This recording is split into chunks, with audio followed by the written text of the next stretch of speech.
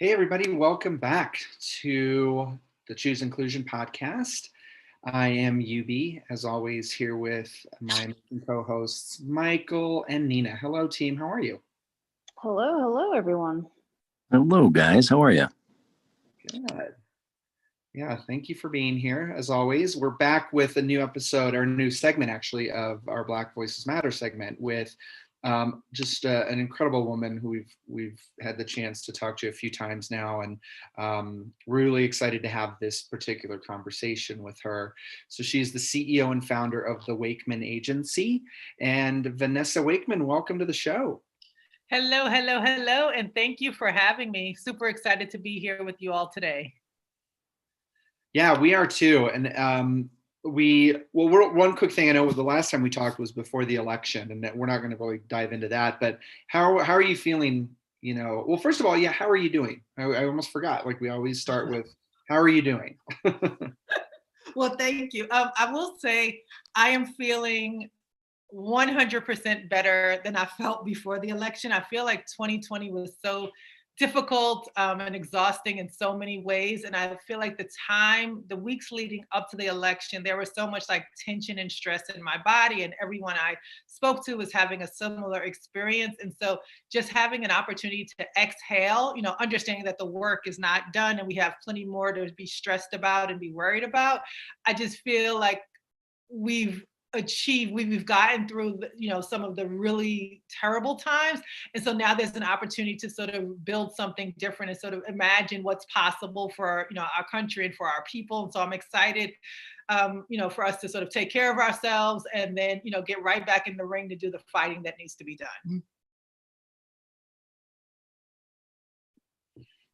Couldn't agree more. Yeah, I think there's a hope in the air, which is really nice, especially before the holidays. Other than with the pandemic, but I think there maybe is a little bit of a light at the end of that tunnel too. But yeah, what I think, what we wanted to talk about a couple of specific things that you're doing, first of all, can you tell us about the Narrative Justice Project and the importance behind that?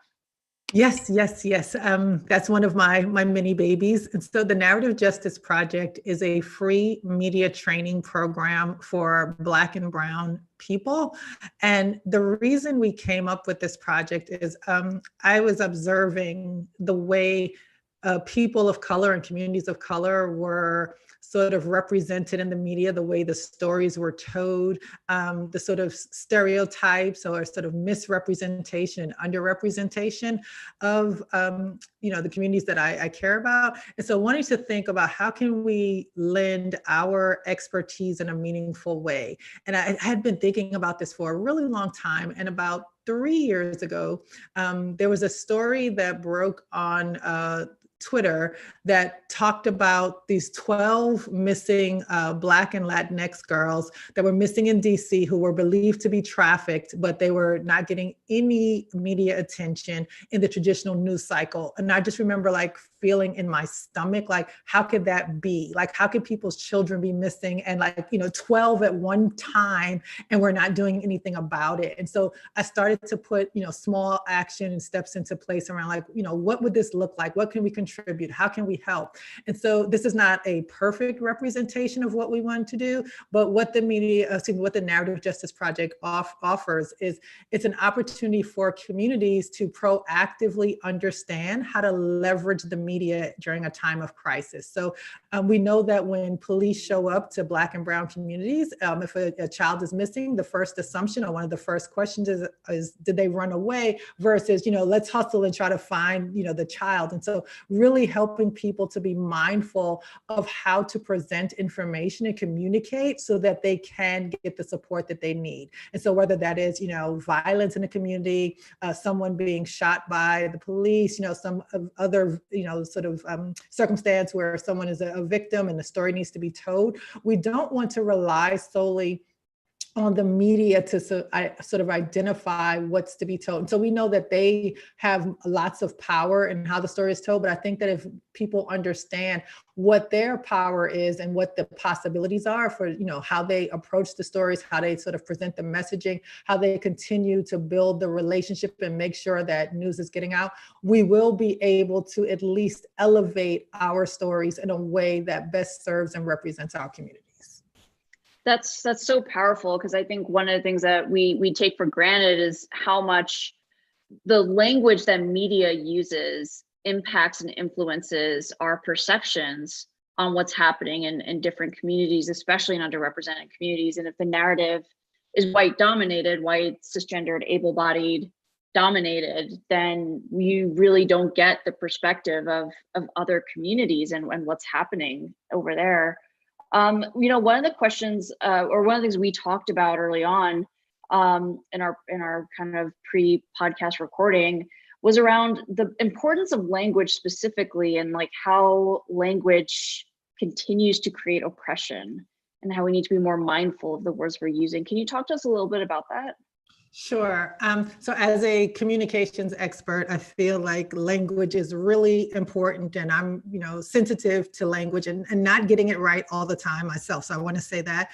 But the one thing that we do know, through anthropology and, the study of people, is that language builds society and culture, right? Language is a pivotal component of that. And so by design, the language that we're using to identify particular groups of people of its own creates a culture, on its own creates an understanding of how those people are represented. So I think it's time for us to rethink how we're using language, particularly in philanthropy and the nonprofit sector. So, use words like, underrepresented or misrepresented. Why is that? According to who?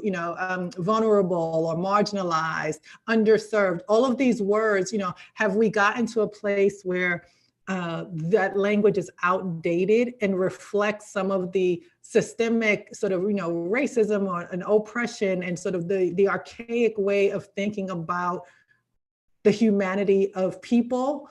And so wondering what the reframe can look like. So right now in our, this moment in the sort of philanthropy space, there's a lot of conversations happening about, how do we make sure that the people closest to the problem have an opportunity to be parts of the solutions? Like, how are we making sure that their voices are represented and they get to sort of, drive and dictate what's happening? In that very same vein, we should be thinking about, how are we thinking about the language? So, is it a beneficiary? Is it a grantee? Is it a partner? Like, all of those things sort of play a role in the perception of the relationship and, sort of contributes to the power dynamics.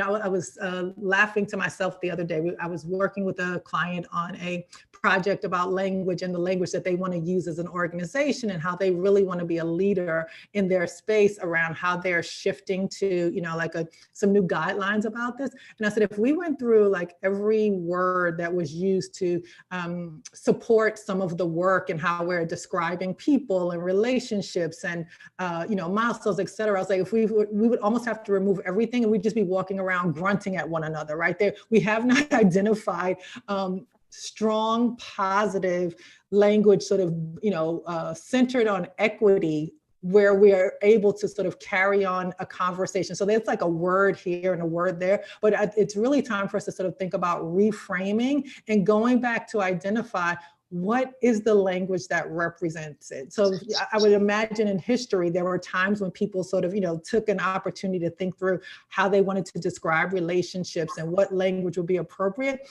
I think we're overdue to have those conversations again, and sort of, again, with equity at the center, thinking about what we want to establish and the power of doing this exercise and the importance of language.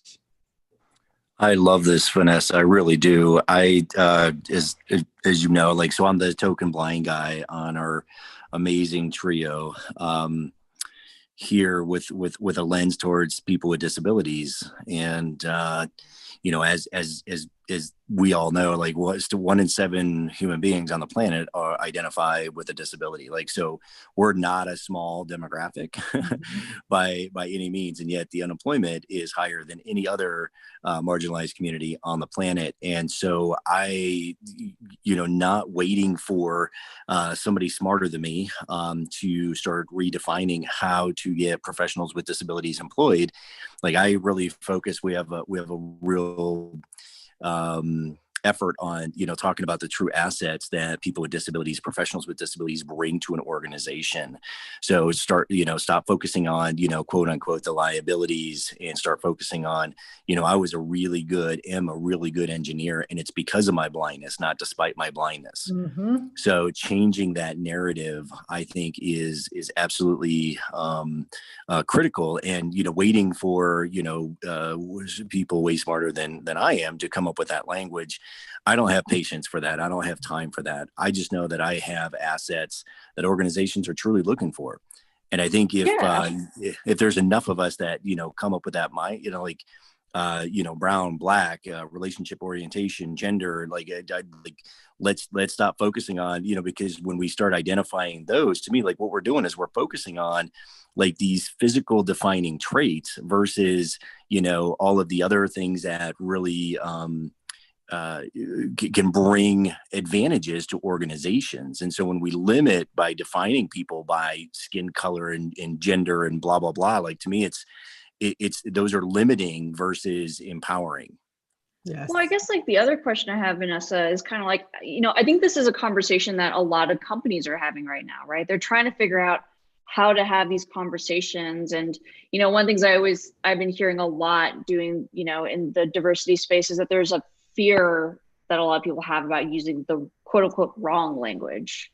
How do you suggest companies or organizations can go about approaching these conversations about language and what it means and how to navigate that? Well, the first thing I would suggest is they hire us, right? Like, that's the easy answer. They can hire us to come in and yes. to sort of work through this process like some other companies are doing. But in the absence of our expertise, the first thing we would ask or suggest is to really think about what the intentions of the organization are. So oftentimes what's happening is there's a lot of borrowing, between like what other organizations are doing, or what is the ecosystem or the sort of process look overall in the sector. Someone has to step up and sort of be the leader and say, based on who we are, the work that we're doing, this is what defines us. And this is the culture that we want to create internally and externally. This is how we want to sort of shape relationships and perception and behavior. And so using sort of that as like the initial steps of the thinking about it, and then identifying the language that represents that. And so that could be a total revamping of, all of the key language that your company or organization has used over X number of years. It could be sort of a phased approach. And some companies were looking or thinking about, okay, what are the sort of like immediately, available words or language or phrases that are used that we know we want to sort of discard right away and find replacements for, and then go deeper into this. But really thinking about, what does the language get you? Like, is this about power? Is it about partnership, a collaboration, co-conspirators? Like, what is it that you want from this language? And then digging down into each area of the organization. How is communication happening internally in the organization? Is there language that you've been using forever and, nobody has sort of, brought it up, but people know it has an undertone or an undercurrent that makes people uncomfortable? Is it the way that you're sort of communicating externally on certain issues, again, which may be the sector sort of, regular, this is how we all talk. But if it doesn't serve the organization, and if it really does not sort of lend itself to anti-racist, sort of principles, then it's time to sort of rethink about it. And so it really does, it is a process.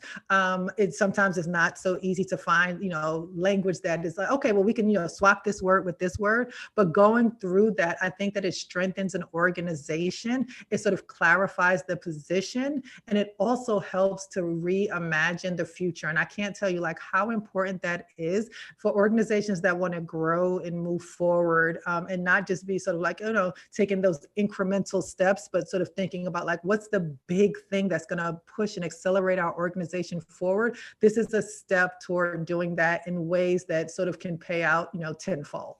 Amen. Yeah, and I do want to acknowledge, I think, what's overwhelming is the fact that it's a lot of work. Like, it will be a lot of work, and you can't just take the average message from the marketplace, like you said, and apply it to you. Everybody's different. Every company's different. And so it is about spending a lot of time figuring out your DNA as an organization, and to what you said, the intention behind what we're trying to communicate. And yeah, I mean, it's, I don't know. To me, there's a once in a lifetime opportunity here for a lot of organizations to kind of go back and get it right, and really look at everything, every policy, every procedure, every SOW, every whatever, to understand where a lot of these oppressive types of words and phrases and language pop up. Because to your point, Vanessa, I think you're right. Like, everybody, we would just be grunting at each other. It's everywhere. It's through everything, right? Oh, man. Yes. Just one other point I wanted to make. We are about to begin a project with the Institute of Public Relations about the language of social justice, and sort of exploring some of the common terms that are used, and what sort of recommended or suggested replacements will be. We're not going to fully, begin that until early next year, but we'll certainly share with you all. Hopefully you all can have me back on the show once we finish that, and I could share some of the, information from that may be helpful to your audience. Ooh, that would be amazing. That would be so powerful. I think that's one of those things, is that I think we have to all recognize that the way we use our language evolves over time. And I've been looking at stuff I wrote 2 or 3 years ago, and even how I use language back then to talk about the work, I've been doing around social justice, diversity, equity, and inclusion. It's changed, it's evolved, because the world has changed and evolved, and how we talk about things has evolved. So I'm excited to see kind of what you come up with. And I think it's going to be great that we'll be able to share that with our audience. Thank you. Thank you. So I would love to dive into, because we started kind of hitting on the philanthropy piece a little bit, about what does philanthropy look like historically, and where's that mindset shift that needs to change, and where we need to go. Can you talk to us a little bit about that? Sure. So first I want to say that there's a myth that philanthropy sort of was started with, wealthy white people giving to people in need. And I do want to recognize and acknowledge that every culture has built into it some level of philanthropy. So when I think about, Black families, generations ago, my grandmother would tell stories about someone in need in the community maybe losing their job, and they would put money together to help that person and support. And I've heard similar stories in the Latinx community, and others. In Edgar Villanueva's book, he talks about decolonizing philanthropy, and also about how people from his community took care of one another. So I want to make sure that we do not have a philanthropy conversation without acknowledging that philanthropy has been a shared experience across different cultures, but focusing on the challenges in sort of the big philanthropy as we know it, as far as the traditional institutional. It has been framed in wealthy white people giving money to poor people, and sort of dictating, or people in need, and dictating where that money should go and how it should be spent without really understanding the culture in those communities and understanding the needs. And so dollars are often misdirected and sort of band-aid solutions versus being able to solve the problems in a meaningful way because we haven't brought the right voices to the table. And just the mindset, again, you're talking about language, there's been a lot of like, charity and, making a donation. Whereas if we were to even shift that one word charity to investment, what does that relationship look like? And what are we giving people agency to do now that there's an investment, so that you're giving them more power in how the money is distributed? And so really being more thoughtful about the process of giving and the way we think about what people have access to and how it's used.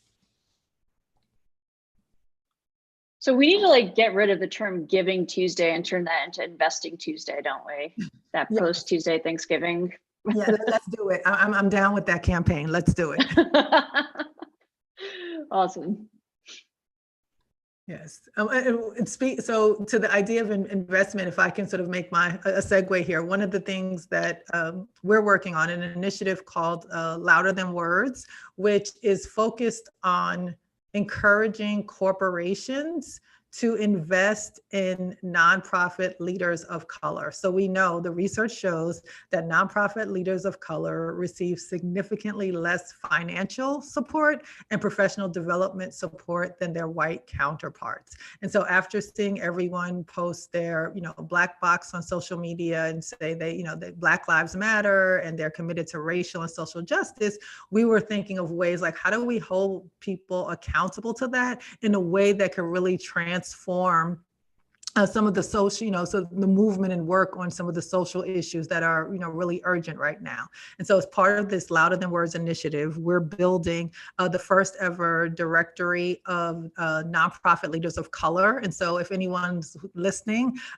who's a nonprofit leader of color or knows someone, please sign up for the directory, which you can find at the louderpledge.com. And what we're asking corporations to do is to consider an investment of $250,000 or more and a multi-year investment of unrestricted dollars to nonprofit leaders. Like if you are really committed to social justice and racial justice, and you know that there is inequity and you want to be a part of creating equity, sort of funneling dollars here to sort of identify and support these organizations will go a long way.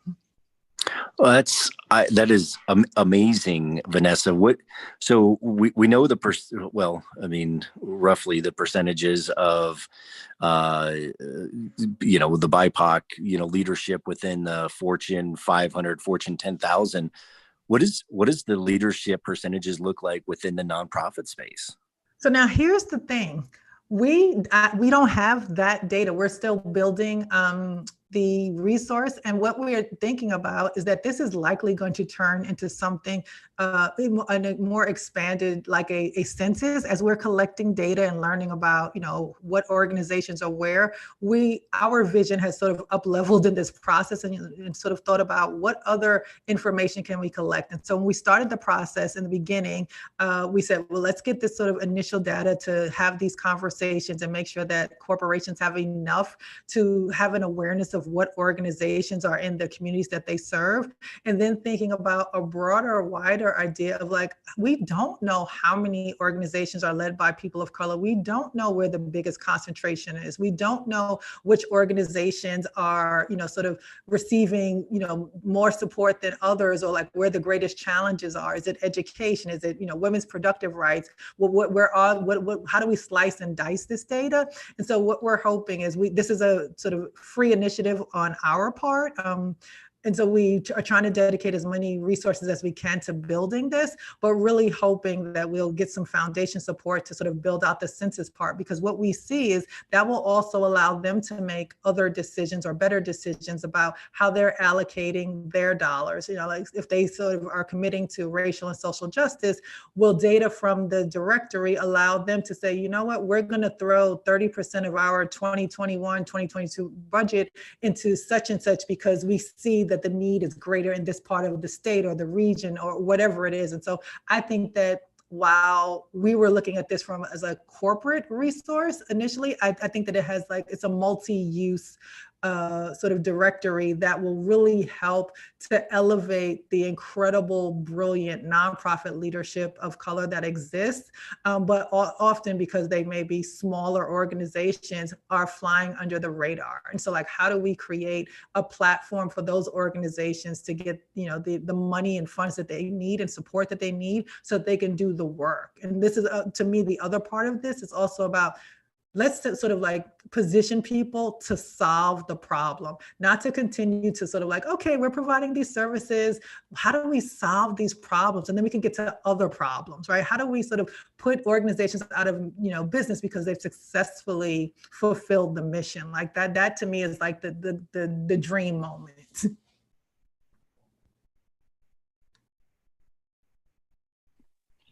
And the mic drop of the of the show. I love it. I love it. Oh, well, yeah, I mean, I think, oh man, we hit on so many things. I love what, you know, sort of the plan, quote unquote, that you laid out for organizations to focus on language. Again, yeah, language is huge, and it really, you know, flows through everything that you're doing, and I love the focus there, and all the different you know, things you're working on. Just, you know, will have such a huge impact on next year, you know, and where we're going. And so thank you for sharing all of that. And yeah, I mean, what are you looking forward to in 21? 2021. Well, hopefully being able to socialize and being in the company of people again, and, you know, in a close proximity, that's the thing I'm most looking forward to. But besides that, is I am seeing a lot of movement in organizations, and to be totally transparent, a lot of sort of commitment to transformation, and people sort of, you know, seeing their blind spots or the places where they haven't showed up in a way to sort of advance, you know, DEI in organizations, or a lack of communicating to audiences. And so I think that what I'm looking forward to is partnering with organizations that are really looking to rethink their ecosystem and how they can do this work in a way that, you know, as I said earlier, is focused on equity. I think that's really important. I'm looking forward to, you know, having corporations, you know, running to support some of our nonprofits in the directory next year. That's really important. And for me, I'm really thinking about the ways that we can shift language, and wanting to sort of map out like what that looks like for more power for the sector. And so one of the things I spend a lot of time thinking about is the interdependence between like government and corporations and nonprofits, and understanding that nonprofits are sort of taking on the majority of the responsibility on social issues. Like, what happens if we are able to, you know, bring in other resources, if corporations show up in a different way, and if government sort of has, you know, a different level of responsibility? Like, what can happen? Like, how do we sort of put nonprofits in a position of power instead of being like the supplicant and just being, you know, sort of allowed to do the work, work for your supper, dance for your supper. And so I'm looking forward to seeing, like, ideally some changes in just the way the sector is seen, and how I can be a part of that. My agency can be a part of that,